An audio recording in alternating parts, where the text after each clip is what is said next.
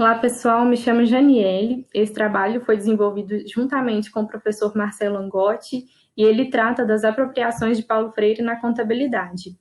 Bom, fazendo uma contextualização rápida aí para vocês, eu trouxe uma citação da Karen Maciel, que fala que as ideias de Paulo Freire eram as mais ouvidas e discutidas no contexto de educação. Além disso, ela comenta no trabalho dela como que o autor era lembrado como um educador à frente do seu tempo. Além disso, a gente pode observar aí dois tópicos principais da pesquisa em contabilidade que se apropriam dessas ideias, e esses tópicos estão relacionados ao aperfeiçoamento da formação discente e a divulgação de relatórios sociais e ambientais para além do âmbito financeiro. Então, o objetivo principal do trabalho foi de analisar o emprego da obra de Paulo Freire no campo das ciências contábeis. E como justificativa, a gente traz aí da influência do autor em relação ao tema e a possibilidade da construção de uma nova forma de conhecimento contábil. Bom, como método do trabalho, a gente realizou aí uma revisão de literatura com os artigos da área de contabilidade que citassem Paulo Freire, seja no título, na introdução ou no seu desenvolvimento.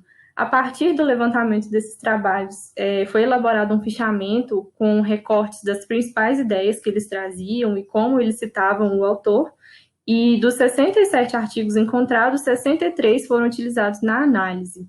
Esse recorte de 4 artigos aí, essa exclusão, se deu justamente pelo fator de como Paulo Freire era citado na contabilidade. Então, assim, por exemplo, teve um artigo que trouxe uma citação direta do autor, mas estava um pouco fora de contexto, então, assim, a gente já excluiu.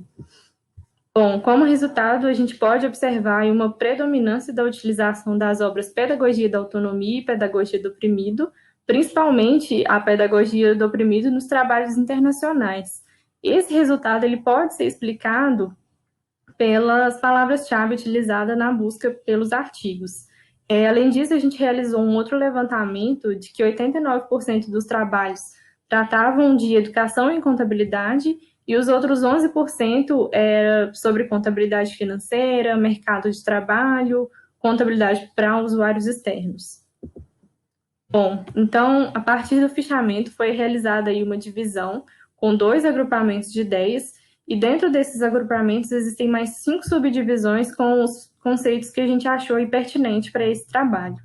Então, o primeiro agrupamento ficou com Freire e o ensino da contabilidade, trazendo aí a abordagem de ensino, que é aquela ideia da educação bancária, educação para a liberdade, a relação entre o professor e aluno. O Paulo Freire, ele defendia a ideia de que a relação entre professor e aluno deve ser uma relação horizontal, construída em cima de muita empatia e muito diálogo, e ele desmistificava a ideia de que um professor bom é aquele professor rígido.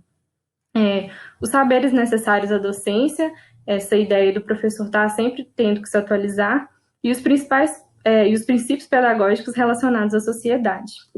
A segunda divisão ficou aí com a dialogia de Freire na prática contábil. Então, a gente observou aí em alguns artigos que o relatório social e ambiental ele está mais próximo da ideia de educação bancária. Ele deposita as informações, mas ele não inclui as partes interessadas no seu desenvolvimento.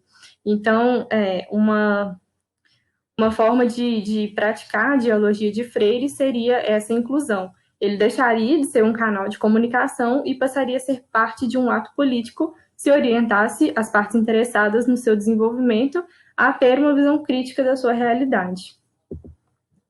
Então, a gente pode observar aí que os debates acerca desse tema, eles apontam para um progresso no ensino e na prática contábil, mas ainda há o que se trabalhar em relação às ideias de Freire, principalmente aí na relação entre professor e aluno, na construção do ensino básico, também na divulgação dos relatórios sociais e ambientais. Bom, gente, muito obrigada. Nos vemos aí entre os dias 25 e 27 de novembro.